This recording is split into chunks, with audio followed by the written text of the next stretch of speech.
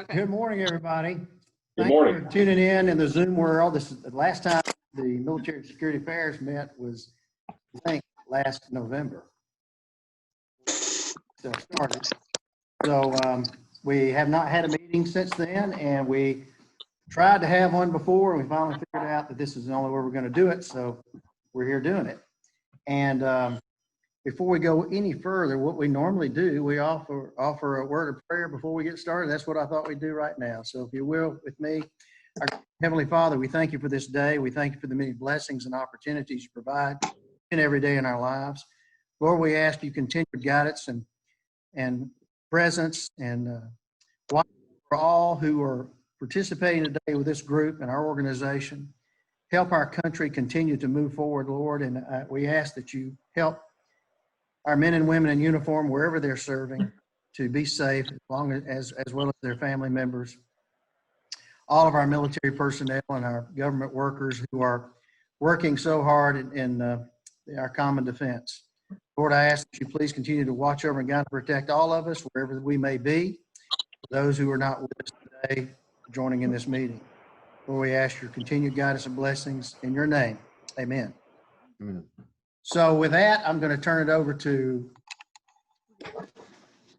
admit a few more. Okay. Greg Brown is also, who is our co-chair. He is going to take it up from now. Can you hear me from down here? Okay, good. So appreciate this. We've noticed in the last 3 to 4 months that one thing we have to do is be very things, adapt to different circumstances. I know most of you guys have been dealing in this COVID world, and so appreciate the flexibility in being able to do this, but we didn't want to go too much longer without having an update from some of our organizations in our area as to what's going on, what missions are changing because of the result of circumstances. So we welcome all you here. We appreciate you very much for participating and faithful to support these meetings and be involved. So with that, I think we're going to start passing along to who's going to be first. We're going to start with the Center for Domestic Preparedness, and Rick is here with us. And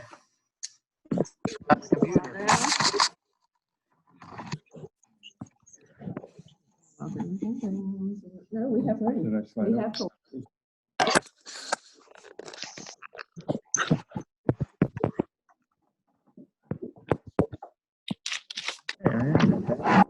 Well, thank you for inviting me here this morning. I have a few things to update you on from the Center for Domestic Preparedness. Obviously, despite COVID-19, it actually has been a busy few months for us. Many of you are aware, in early March, we suspended resident training at the CDP. Also, a good portion of our training that we perform is actually done mobile or non-resident. And because jurisdictions and communities around the country, the responders in their community were being, extra demands were being placed on them due to COVID-19. A lot of that training actually subsided as well. So what we've done during the past few months, I said we've been quite busy. We've actually shifted a number of our courses in modules of other courses to online or remote courses. We started out with producing 4 COVID-19 related videos. Okay. And they dealt with helping responders wear PPE properly and how to transport patients who were either confirmed or suspected of having COVID-19. We followed that up with we did a podcast on managing public information in a COVID-19 environment. As you can imagine, holding a press conference, is different in a traditional environment and a COVID-19 environment. Again, a lot of those had to be done online. or have to be done online nowadays. And we're helping responders, learn how to conduct those engagements. The biggest thing we've done actually is virtual instructor-led training, VILT for short. We started that out with the University of Alabama at Birmingham Medical School with some of their 3rd and 4th year medical students. We provided them a series of modules. Basically, these classes that we presented at a particular time, and we're now offering those to other medical schools around the nation. And we're also looking at moving 6 additional healthcare modules or courses to that format and providing those to folks across the nation. We've also, moving online, one thing that the center does, when we do have students in-house here in Anniston, every week we have an online lecture series, which is, we normally do that on Tuesday evening of a training week. And it's on a wide range of topics, that are of interest to responders in multiple disciplines, whether they're in healthcare, whether they're in the fire, whether they're firefighters, whether they're in law enforcement. A good example of one is fentanyl. It doesn't matter whether you're in healthcare or whether you're in law enforcement, you're impacted by fentanyl. So we actually have moved 7 lectures, which we had planned during June and July. We actually moved those to online delivery. Responders can go online and find out different times that those are actually being presented. And we have 12 additional ones in the works that we're going to move to that form of delivery. The final thing, really the thing I'm most excited to talk to you about today is actually on 2 August, we're looking at a limited restart of resident training at the CDP. I know that'll be of good news to many of you here in Anniston and in the county, because obviously when we bring folks into the county, that brings money into the county, and we're hoping that we can sustain that for a while. We have a number of mitigation measures in place to ensure everyone's safety, from social distancing to the mandatory wearing of face coverings to other things. But it's important to note that could shift to the right depending on local, state, or national conditions. And we hope that's not the case, but we hope that we can have a successful restart on 2 August, but that's what we're aiming for at the moment, and we'll move on from there. Okay. Great. Yep. Now we're going to hear from Nathan Hill, who's going to give us an update. All right. We're just doing a little, got a couple more people that are joining us, so they're logging in.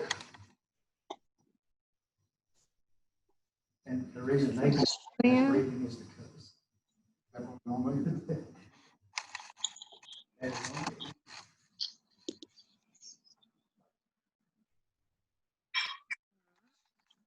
I'm going to pass this over to the one and only Nathan Hill.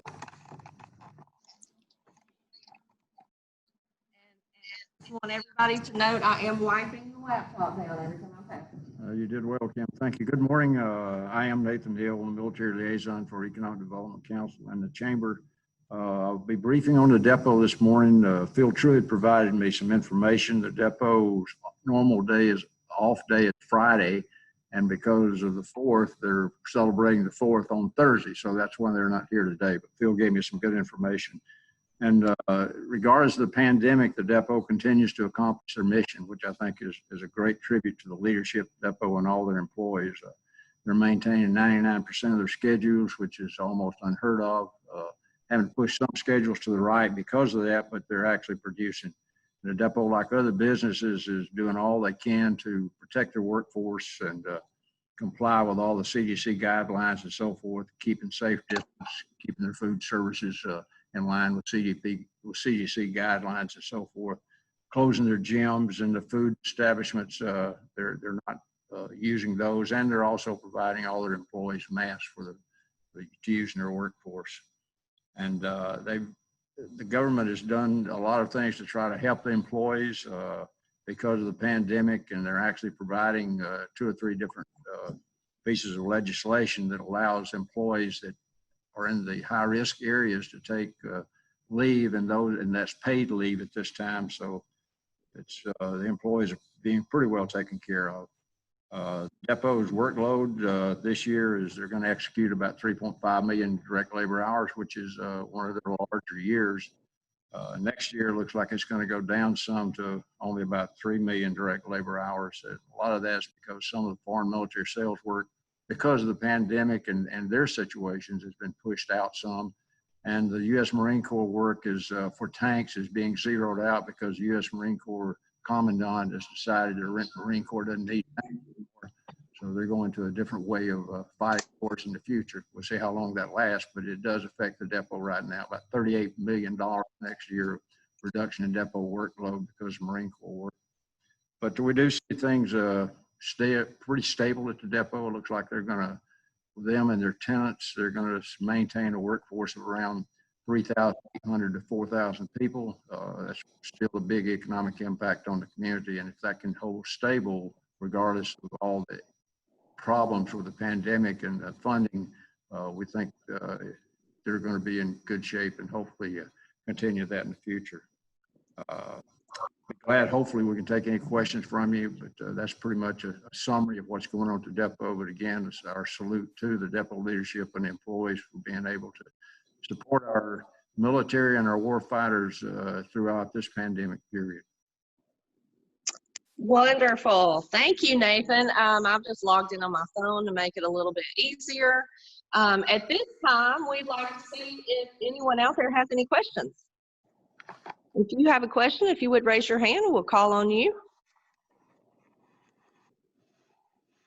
about our presentations. If y'all see a hand come up, let me know. If not, I may call on you. Well, I see Lindsay, she's on the beach. I was just looking at the winds blowing her hair next to that palm tree. And you look at Greg Potts, he looked like he's flying a helicopter this morning with a prop up there above his head. And hey, Ricky Graven, hadn't seen you in a long time. You hadn't seen me in a long time either. Also with us today, we have our leadership team from the Alabama Army National Guard Training Center, Colonel Griggs and Major Witherington, who came here to have biscuits with us this morning. So if y'all would turn around and wave at me, I've got my. And as Linda told us, the biscuits are at Jack's. So we're going to go to Jack's after this is over with. I guess that's the virtual biscuit, but it's real coffee that we have. So we have 2 representatives today, 2 of our organizations that we represent. So we're going to try to come up with another date very soon in the future to have our Army Guard presentation and hopefully from the Army Reserve. And we'll figure out that time frame where we can get together again. So any questions for anybody here? Has anybody heard from Jim Morris in the last couple of months? I know I haven't heard from him since maybe February. I can answer that. I actually spoke to him last week. He is still in the assisted living or the healthcare, the rehab facility. As you know, he had a hip replacement, and then not long after he fell and broke his pelvis around the area where he had the hip replacement. So That Jim. he is in the rehab facility in Piedmont, and he told me that he set himself a day of July 15th to go home, and he didn't care if he was ready to go home or not, but he was done with being there. So we may hear from him again soon, but he has been calling and checking in with us here at the chamber. Thank you. Greg? Right. Stereo in here now.